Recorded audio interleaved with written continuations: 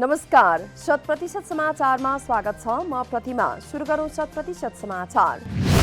समानुपातिक निर्वाचन प्रणालीतर्फ समावेशी समूह दलितबाट निर्वाचित प्रतिनिधि सभा सदस्य जानकी देवी रामले गर्नुभएको छ शपथ ग्रहण। आइतबार सिंहदरबार स्थित संसद सचिवालयमा सभामुख अग्निप्रसाद सापकोटाले सिराहाकी जानकी देवीको गराउनु भएको हो पद तथा गोपनीयताको शपथ। सांसद सानु शिवा पहाडीको मृत्यु भएपछि उहाँको स्थानमा जानकी देवीलाई गरिएको हो निर्वाचित। नेकपा एमालेबाट सक्रिय राजनीति गर्नुभएकी ताप्लेजुङकी सांसद पहाडीको गत असोज 28 गते कोरोना संक्रमणबाट भएको थियो मृत्यु। नेकपा माओवादी केन्द्रको स्थायी कमिटी बैठक स्थगित। पार्टी कार्यालय पेरिसटाडामा आइतबार बिहान 11 बजे बोलाइएको स्थायी कमिटी बैठक भएको हो स्थगित। अधिकांश स्थायी समिति सदस्यहरू राजधानी बाहिर रहेकाले बैठक स्थगित गरिएको केन्द्रीय कार्यालयका सचिव श्रीराम ढकालद्वारा जानकारी। अर्को बैठक कहिले बस्ने भन्ने टुङ्गो लागि नसकेको माओवादी केन्द्रकी नेत्री पम्फा भूषालद्वारा जानकारी। देशभरको सडक पूर्वाधार निर्माणका लागि गुरु योजना तयार गर्न माथका निकायहरूलाई भौतिक पूर्वाधार तथा यातायात मन्त्री वसन्त कुमार नेमवाङको निर्देशन। कुनै एउटा सडकको मात्र योजना तयार गर्ने भन्दा पनि सिङ्गो देशको मास्टर प्लान बनाउन मन्त्री नेमवाङको निर्देशन। संसदीय समितिहरूका कारण पनि आयोजनाहरू प्रभावित हुने गरेको मन्त्री नेमवाङको भनाई। कुनै पनि आयोजनामा मुआवजा विवादको कारण अवरोध हुने गरेकाले त्यसको समाधानका लागि मन्त्रालयले छुट्टै कार्यदल बनाएर जानुपर्नेमा मन्त्री नेमवाङको जोड। कतिपय आयोजनामा स्रोतको सुनिश्चितता भए पनि आन्तरिक कारणले गर्दा ठेक्का प्रक्रिया नै सुरु गर्न नसकिएको भनाई। अहिले 57 अर्बको लगानी सुनिश्चितता भइसक्दा पनि टेन्डर गरेर निर्माण कार्यलाई अगाडि बढाउन नसकिएको मन्त्री नेमवाङद्वारा जानकारी। मानवीय त्रुटिका कारण कतिपय आयोजनाको काम अगाडि बढ्न नसकेको पाइएकाले त्यसतर्फ ध्यान दिन समेत निर्देशन। केही सानातिना पुल निर्माणका लागि तलका डिभिजन कार्यालयहरूलाई अधिकार दिनुपर्ने मन्त्री नेमवाङको भनाई। संसदीय समितिहरूका कारण पनि आयोजनाहरूको काम समयमै सम्पन्न हुन नसकेको दावी। नियमित अनुगमन गरी काम नगर्ने ठेकेदारलाई कारबाही गर्ने हो भने आयोजनाका काम समयमै सम्पन्न हुने राष्ट्रिय योजना आयोगका उपाध्यक्ष डाक्टर पुष्पराज कौडेलको भनाई। डेडिकेटेड र ट्रङ्क लाइनको बक्यौता रकम 1 महिनाभित्र असुल गर्न संसदको सार्वजनिक लेखा समितिको निर्देशन। बक्यौता असुल गरेर समितिलाई जानकारी गराउन पनि समितिको निर्देशन। बक्यौता रकम कुनै कसर बाँकी नराखी असुल गर्नुपर्नेमा सांसदहरूको जोड। कृषिमा वैदेशिक लगानी भित्राउँदा कुन कुन क्षेत्रमा भित्राउने हो स्पष्ट रूपमा उल्लेख हुनुपर्ने सांसदहरूको जोड। सरकारले कृषिमा विदेशी लगानी भित्राउने भनिए पनि कुन कुन क्षेत्रमा प्राथमिकता दिने हो स्पष्ट नभएको सांसदहरूको भनाई। कृषिको कुन कुन क्षेत्रमा विदेशी लगानी आवश्यक हो स्पष्ट हुनुपर्ने उद्योग समिति सभापति विमल प्रसाद श्रीवास्तवको भनाई। नेपालको कृषिमा वैदेशिक लगानी आवश्यक रहेको सांसद अमृता देवी अग्रहरीको दावी। कृषि उत्पादनलाई आत्मनिर्भर बनाउँदै निर्यातको चरणमा जान ठूलो लगानीको आवश्यकता पर्ने भएकाले कृषिमा विदेशी लगानीको आवश्यकता देखिएको भनाई।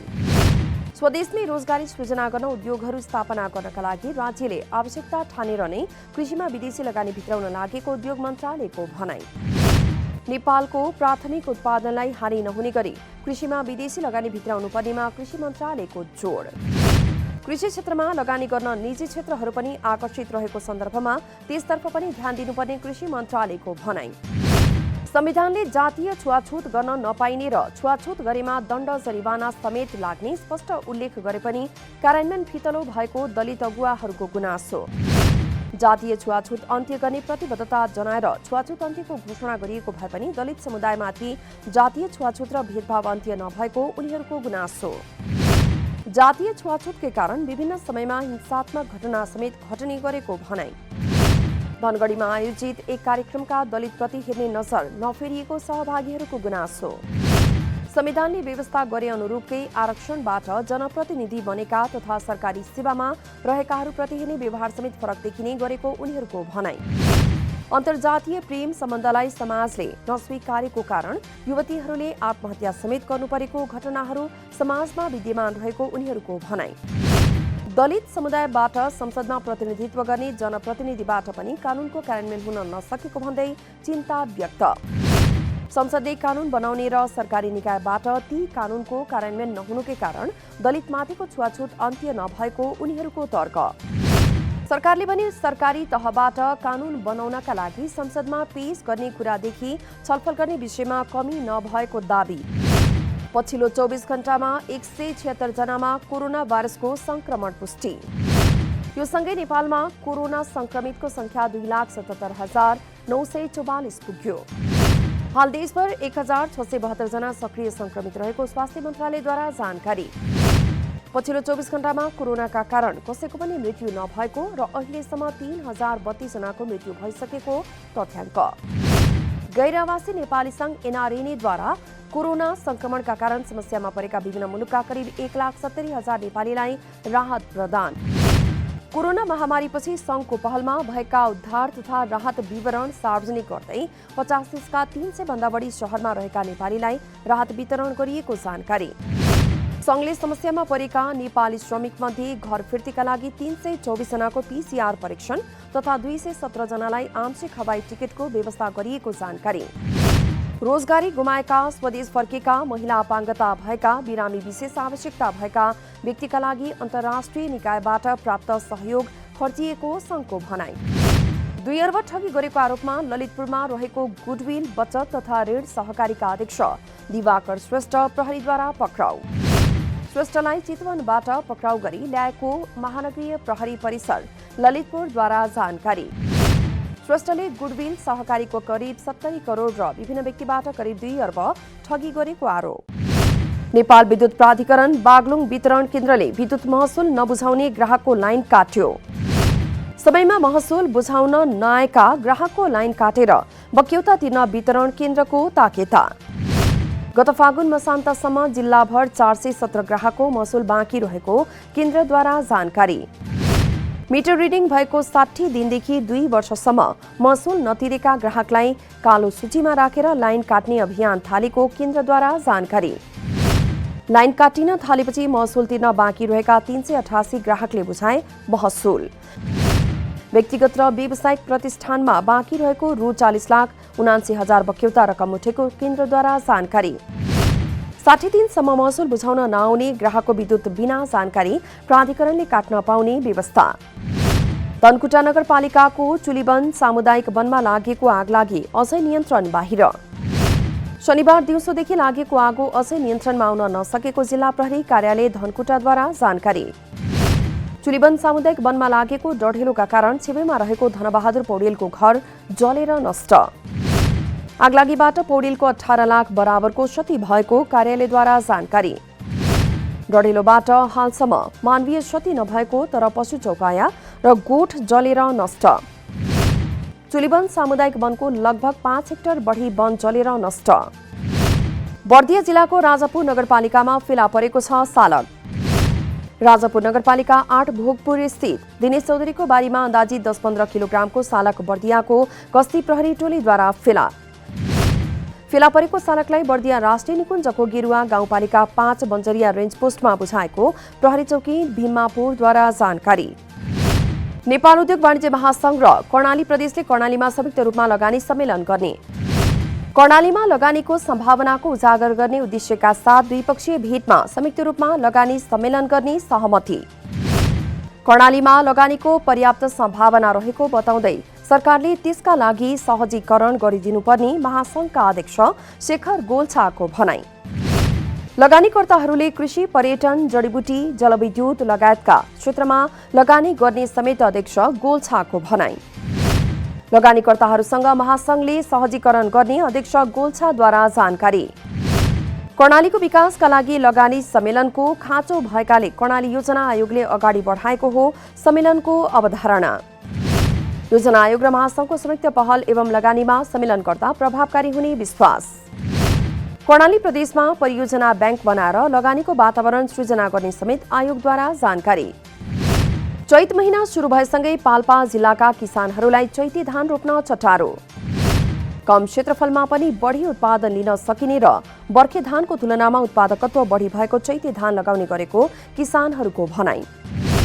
सरकारले मल खाद उपलब्ध नगराउँदा र कुलोमा पानी सक्दै जानुले पाल्पामा चैती धान उत्पादनमा कमी आउने सम्भावना। बाढी पहिरोका कारण इन्डोनेसियामा कम्तीमा 23 जनाको मृत्यु। बाढीमा 5 जना अझै बेपत्ता छन् भने 9 जना घाइते भएको अन्तर्राष्ट्रिय समाचार संस्था रोइटर्समा उल्लेख। बाढी पहिरोका कारण दर्जनौं घरसहित भौतिक संरचनाहरूमा समेत क्षति पुगेको प्रारम्भिक विवरण सार्वजनिक। घटनामा परि घाइते भएकाहरूलाई स्थानीय अस्पतालमा उपचार गराइएको जानकारी। सत्ता हत्याउन खोजेको आरोपमा जोर्डनका पूर्व युवराज हमजा बिन हुसैन नजरबन्दमा। हुसैनलाई घरमै बन्धक बनाइएको छ भने नजिकका सडक समेत बन्द गरिएको बीबीसीमा उल्लेख। कसैले आफ्नो फरक विचार राख्यो भने उनीहरूलाई पक्राउ गर्ने, धम्की दिने, दुर्व्यवहार गर्ने जस्ता काम भइरहेको हुसैनको दाबी। जोर्डनमा कु गर्ने प्रयासमा शीर्ष अधिकारी पक्राउ परेसँगै हुसैनलाई पनि घरमा नजरबन्दमा राखिएको जानकारी। तर आफूले कुनै गलत काम नगरेको हुसैनको दाबी। गुप्तचर निकायले कुको सूचना दिएपछि उनको निवासमा मारिएको थियो छापा। नेपाली राष्ट्रिय फुटबल टोलीको मुख्य प्रशिक्षकमा अब्दुल्ला अल्मुटाइरी नियुक्त। अखिल नेपाल फुटबल संघ इन्फाद्वारा कुवेतका अब्दुल्ला अल्मुटाइरीलाई नेपाली राष्ट्रिय फुटबल टोलीको मुख्य प्रशिक्षकको रूपमा नियुक्त। काठमाडौँमा सम्पन्न 3 नेशन्स कपमा नेपाललाई उपाधि दिलाएका प्रशिक्षक बालगोपाल महर्जनलाई प्रतिस्थापन गर्दै अल्मुटाइरीलाई मुख्य प्रशिक्षकमा नियुक्त। नेपाली फुटबललाई दक्षिण एसियामा बलियो बनाउन सक्दो मेहनत गर्ने अल्मुटाइरीको भनाई। आइतबार नियुक्ति पाउनुभएका 40 वर्षीय अल्मुटाइरीले नेपाली टोलीलाई कम्तीमा 1 वर्षका लागि नेपाली टिम हेर्ने इन्फाद्वारा जानकारी।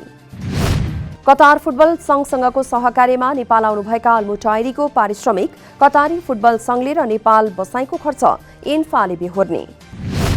5औं संस्करणको आरबीबी एनबीए राष्ट्रिय महिला तथा पुरुष क्लब लीग भलिबल च्याम्पियनशिपको महिलातर्फ त्रिभुवन आर्मी क्लबको लगातार तेस्रो जित।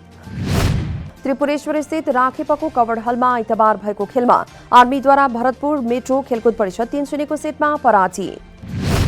भरतपुर विरुद्ध आर्मीले 25-9, 25-8 र 25-13 को सेटमा निकाल्यो जित। जितसँगै 3 खेलमा 8 अङ्क जोडेको आर्मी लीगको दोस्रो स्थानमा कायम। आइतबार नै भएको पहिलो खेलमा नेपाल पुलिस क्लबद्वारा ढोरपाटन स्पोर्ट्स क्लब 3-0 को सेटमा पराजित।